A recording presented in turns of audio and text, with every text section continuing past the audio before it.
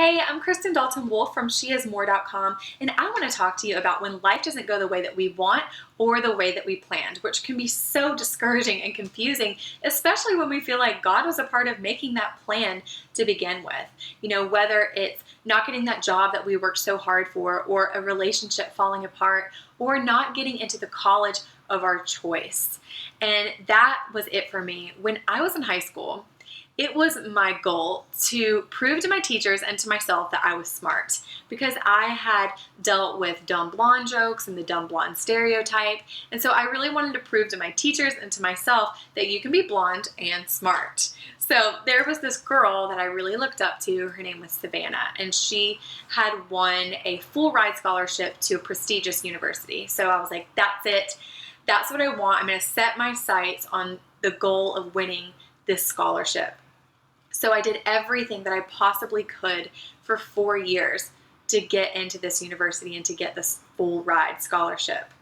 And I remember when the time came that we would get our answers about the first round, and I was checking the mailbox every day. And one day I went out to the mailbox and I saw the letter come in, and my hands were shaking with nervousness and excitement. And I remember opening the letter and feeling like I was punched in the stomach when I read the words of rejection from the first round of the application process.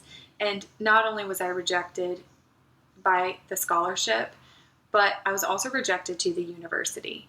And that day was so painful for me, because it was like 4 years of hard work were wrapped up into this one letter telling me, no, you're not smart enough. And I just remember going up to my room, laying on my bed and bawling my eyes out. But God had a redirection for me in that moment, as painful as it was. And what I've realized is that He was saving me from stress and just trying to stay above water at that university. And instead, He directed me to another school where I flourished.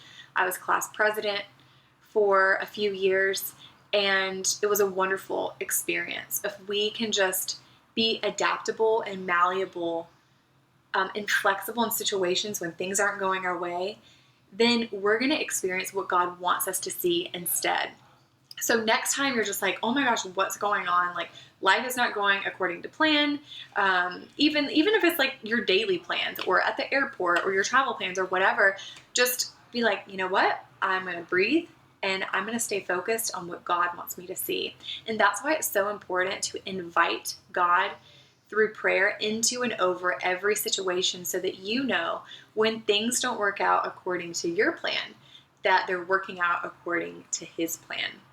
So I really hope that this blessed you and helped you today. I would love to hear your comments and questions as usual. And if it did bless you, I'd love for you to share it so it will bless others. And I can't wait to talk to you next time. Bye.